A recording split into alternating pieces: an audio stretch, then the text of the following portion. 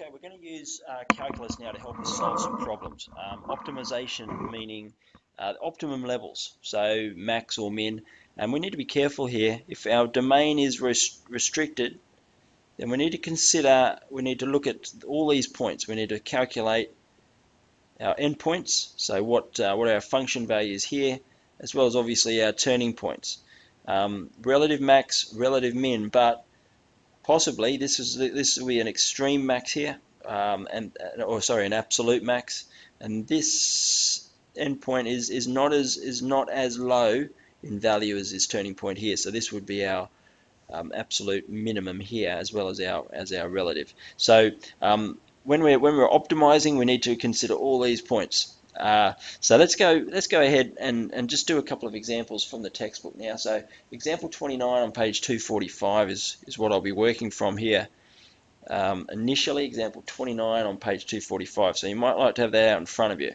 And the question says this: the product of two positive numbers is 48.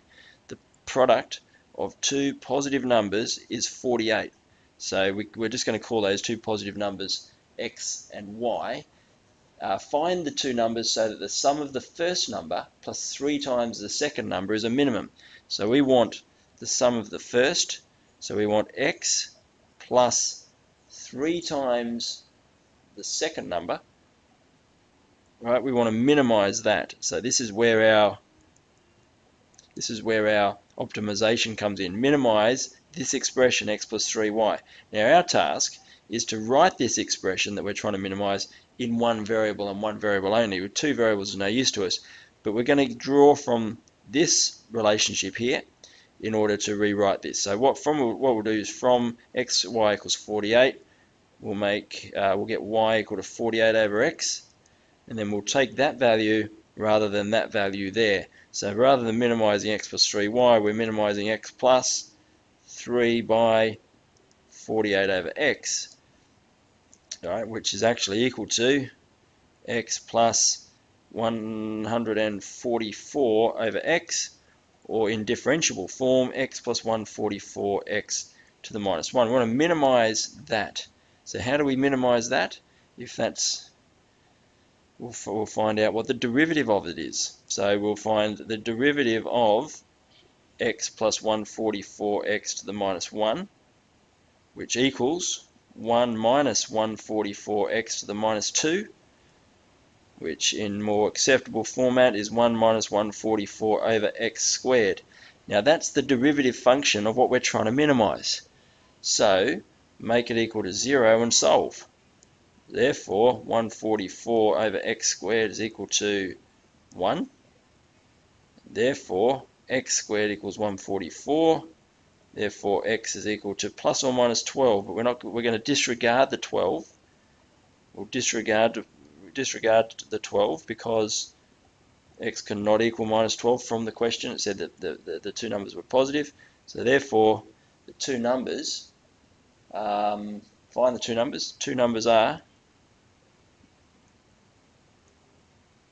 12 and a product to 48. So they must be 12 and 4. And if you think about it, that makes sense because one is 3 times the other. So we create, this is a very straightforward example, and it's not at all real life, but this is going to be modeled now through real life problems, and we'll see that in example 30 in a moment. We use some information, we find out what we're trying to minimize. Usually that's in two variables. We take some information from what we've already gathered from the question, make a substitution.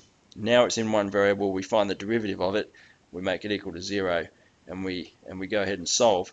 And for this one we didn't need to do any testing or anything like that, but we probably will in future questions. So we'll have a look now at example 30. In example 30, what does example 30 say? That a rectangular plot of farmland is enclosed by 180 meters of fencing material on 3 sides. So we're going to be using, as is often the case for these questions, we're using an existing fence or a hedge, and we've got 3 sides to consider where we're going to fence. And we're going to be looking for maximum area or something like that. Rectangular plot of farmland, 180 meters of fencing. So these three blue lengths here, 180 meters. The fourth side of the plot is bordered by a stone wall. There's our stone wall. Find the dimensions of the plot that enclose the maximum area. So we want to maximize area. That's our aim.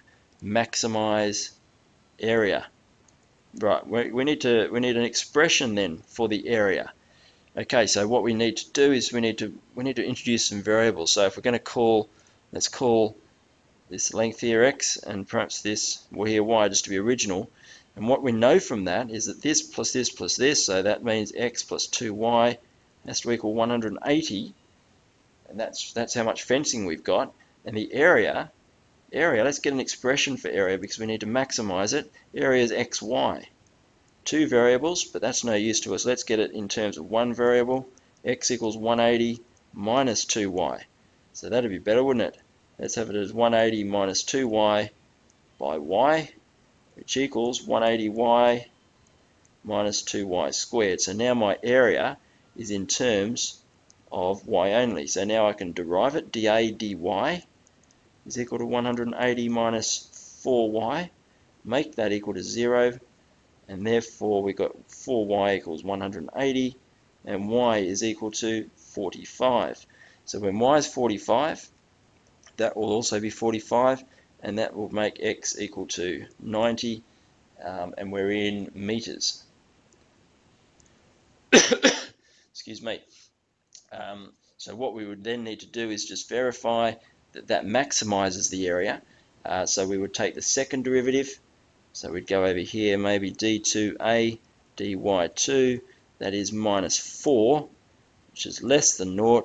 So therefore we're always concave down. So therefore max at y equals to 45. So the dimensions are 45 by 90, maximizes area and uses or obeys the conditions of the question, and that is that the three sides, in this case 2y plus x, needed to add up to 180. So that's the flow of these questions. We need an expression for what we're trying to optimize. Invariably that's in two variables. We need to use some information from the question, make a substitution, derive, get a solution, and then verify that that solution is in fact max or a min, whatever it is that we're looking for.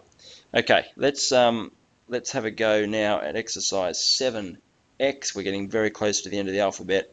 There's 3 questions there, so we'll do all of those, and I'll see you on Tuesday.